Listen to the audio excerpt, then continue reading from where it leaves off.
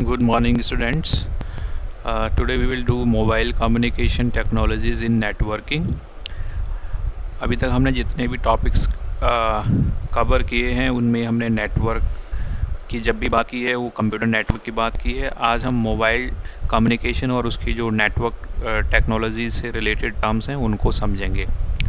तो इसमें हम सबसे पहले करेंगे मोबाइल प्रोसेसर। जैसा कि आप जानते हैं आजकल जो मोबाइल्स हैं वो भी कंप्यूटर जितने ही एडवांस हैं, इवन कुछ केसेस में वो कंप्यूटर से भी ज़्यादा एडवांस हैं। और चिपसेट को हम कहते हैं इसका processor. Mobile processor is also known as chipset. Chipset यानी कि जो कि मेन इसका प्रोसेसर होता है। It is a component that controls everything going on in your smartphone and ensure it functions correctly.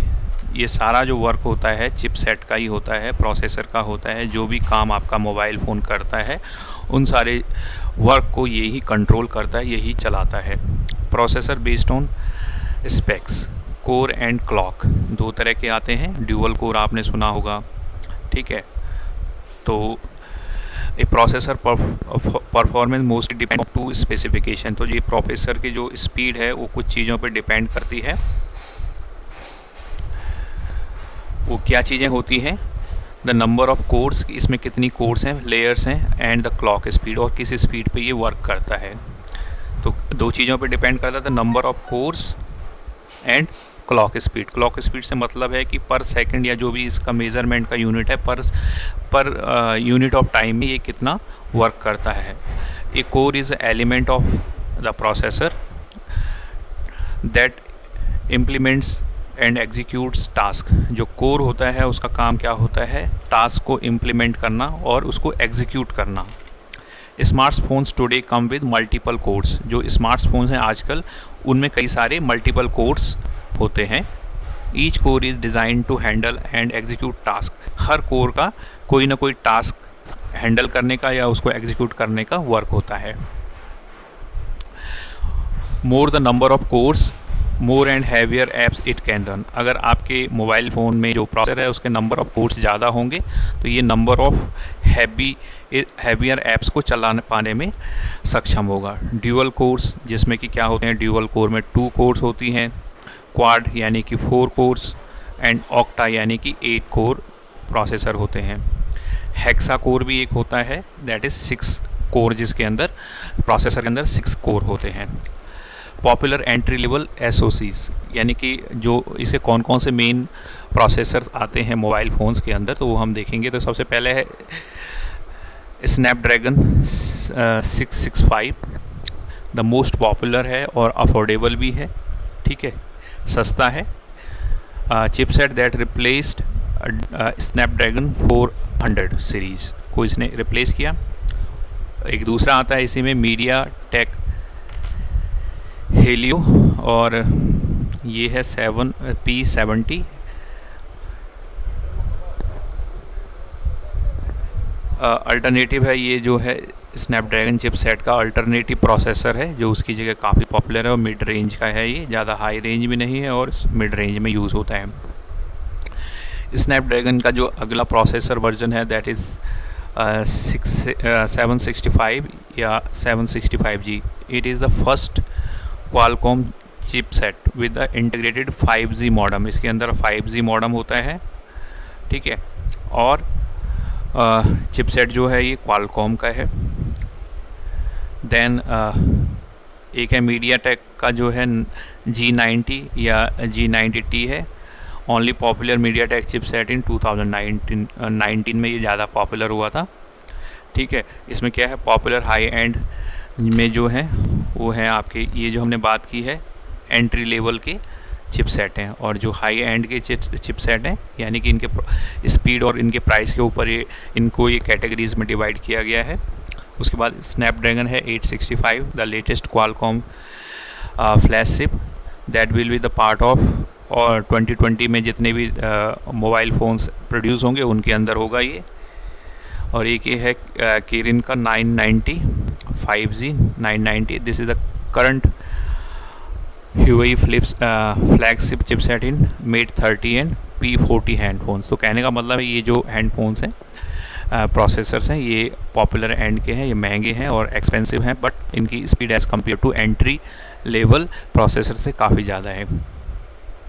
Mobile technology के अंदर है, जैसे आप यहाँ पे देख सकते हैं चार्ट में, स्टार्ट डिप्लॉयमेंट, जैसे फर्स्ट जनरेशन इसका है 80 से 90 के बीच में, सेकंड जनरेशन 90 से 2000, थर्ड जनरेशन है 2000 से 2010, फोर्थ जनरेशन अभी चल रही है एंड प्रोबेबली सून कमिंग है, ये है फिफ्थ जनरेशन। उसके बाद रेट है इसका जो था 2 kbps पर सेकंड में 2 kbps का रेट दिखाता था, यानी प्रोसेसिंग की स्पीड या नेट की स्पीड। ये 64 kbps डेटा रेट जो है नेट चलाने का।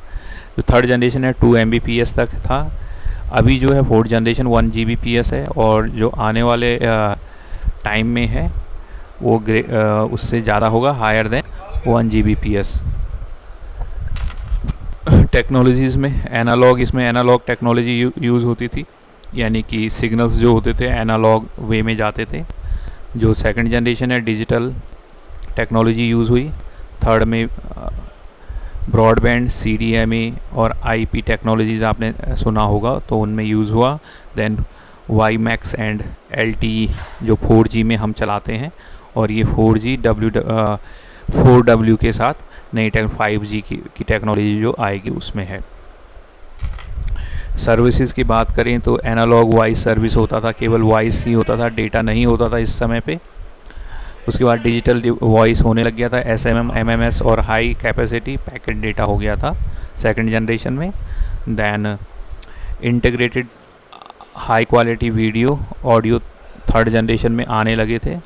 Then dynamic informative access and 4G, यानी कि इसमें जो आज हमारा डेटा है वो काफ़ी हाई स्पीड पे चलता है। Multiplexing, FDMA, TDMA, CDMA, code division multiplexing, ये टेक्निक अब यूज़ होने लगी है। ठीक है, स्टैंडर्ड्स क्या है, MTS, AMTS, और अभी जो हो रहा है सिंगल, ये WiMAX और LTE टेक्नोलॉजी यूज़ हो रही है। ठीक है, स्विचिंग में क्या हो रहा है, ऑल पैकेट्स यूज़ हो रहे हैं अब, और इंटरनेट में ये कोर जो नेटवर्क है वो इंटरनेट है। ठीक है, शुरू में क्या था, अलग अलग प्राइवेट नेटवर्क पे चला, अभी कोर नेटवर्क पे चलने लगा है। हम बात कर रहे हैं ईमेल प्रोटोकॉल। जैसे हमने प्रोटोकॉल डिस्कस किया, प्रोटोकॉल सेट्स ऑफ रूल्स होते हैं जो data over the network travel करता है उसको गाइड करता है एग्जैक्ट लोकेशन तक पहुंचने के लिए। तो इसी में क्या है, SMTP है, सिंपल ट्रांसपोर्ट, एक मेथड है ट्रांसपोर्ट करने का।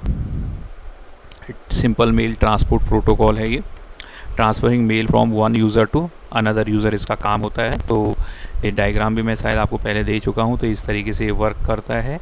और ये क्या करता है, SMTP model is of 2 types, एक होता है एंड टू एंड मेथड और दूसरा होता है store and forward method.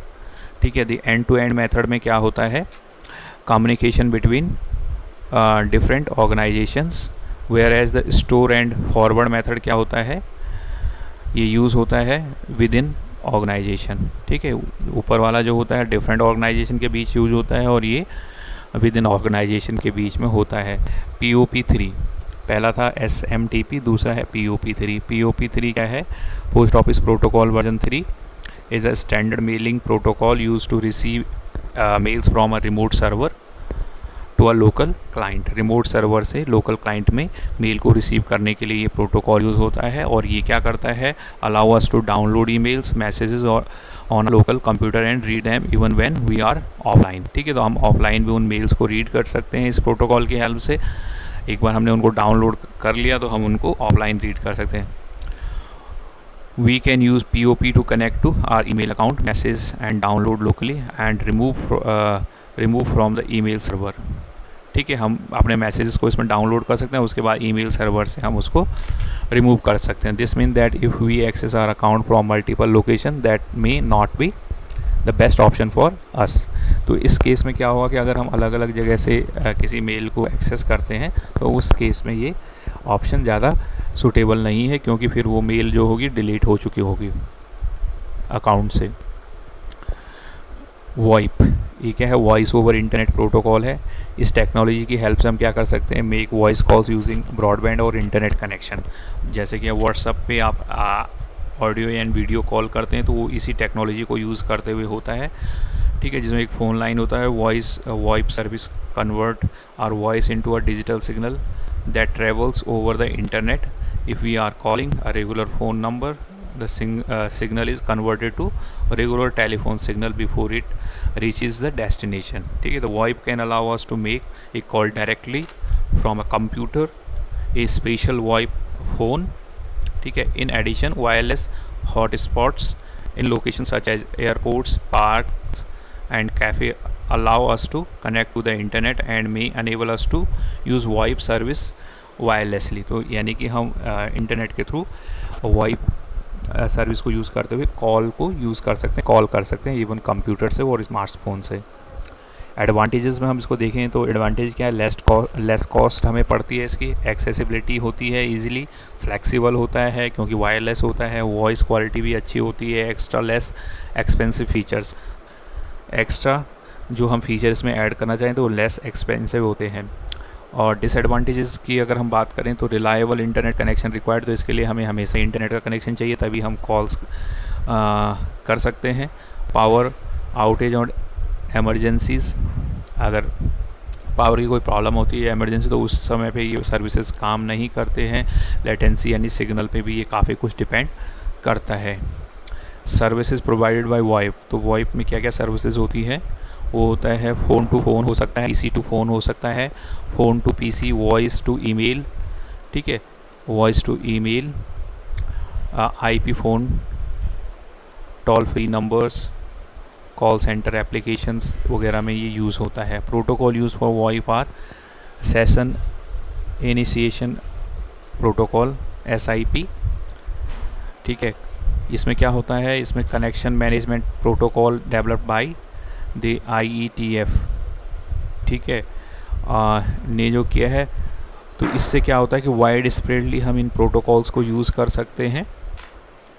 Real time transmission protocol RTP होता है और RTCP होता है, real time transport control protocol, ये डिफरेंट टाइप के। और एक secure real time transport protocol होता है SRTP, ठीक है। एनक्रिप्ट, ये जो हमारी जो इन्फॉर्मेशन होती है, वॉइस होता है, उसको एनक्रिप्टेड वर्जन में सेंड या रिसीव करता है। सेशन डिस्क्रिप्शन प्रोटोकॉल SDP, ये फॉर्मेट जो यूज़ होता है by SIP to decide VoIP connection, voice over IP connection के लिए डिस्क्राइब करने के लिए होता है। तो ये यहाँ पे एक चार्ट है वायरलेस टेक्नोलॉजी के, इसमें डिस्क्रिप्शन दिया है, पहले बेसिक ऑफ कंपैरिजन है, डिस्क्रिप्शन है, वाईफाई और वाईमैक्स। वाईफाई क्या है, is an acronym for wireless fidelity, इसका मतलब होता है वायरलेस फिडेलिटी, और it is a wireless networking technology that uses radio waves to provide wireless high speed internet connectivity, ठीक है। और जो वाईमैक्स है, वाईमैक्स क्या है, आजकल काफ़ी पॉपुलर हो रहा है, is acronym for world wide interoperability for microwave access. It also goes by IEEE name. It is a technology standard for long range wireless networking for both mobile and fixed connection के लिए भी ये use होता है। Protocol use होता है wifi में, uses CSMA और CA प्रोटोकॉल, और ये जो करता है वाईमैक्स, ये यूज़ करता है connection based on MAC protocol, exclusively unlicensed होता है ये। और ये क्या होता है, can be run on both licensed and unlicensed spectrum पे वर्क करता है। डेटा स्पीड इसमें 54 Mbps तक की होती है, इसमें 40 Mbps की हो सकती है। फिक्स्ड चैनल बैंडविड्थ 20 मेगाहर्ट्ज़ और इसमें होता है 1.25 से 20 मेगाहर्ट्ज़, ठीक है। डिफाइंड अंडर IEEE प्रोटोकॉल के अंदर ये भी डिफाइन है, और ये भी इसके अंदर 16 के अंदर ही डिफाइन है दूसरे क्लॉज में। कवरेज ऑफ इसका है 100 meters for outdoor applications and 30 meters for indoor applications, जबकि इसका जो है अबव है, ये है connectivity covers radius of above 25 kilometers की रेडियस में इसको कवर कर सकता। For line of single connectivity coverage area है 600 स्क्वायर। तो ये इनका मेन डिफरेंस है। हालांकि शायद मैंने ये टॉपिक पहले भी कुछ डिस्कस किया था। तो आपने अपने इन टॉपिक्स को समझना है। ये आपका प्रोटोकॉल, उसके बाद दो तीन टॉपिक्स और हैं इसमें, उसके बाद हमारा ये जो चैप्टर है कंप्लीट हो जाएगा। तो उसके बाद हम डेटाबेस कनेक्टिविटी डेटाबेस का टॉपिक पढ़ेंगे आगे। तो अभी आपको ये समझना है, देखना है, और कोई क्वेरी अगर आपकी हो तो वो आपको ज़रूर पूछनी है।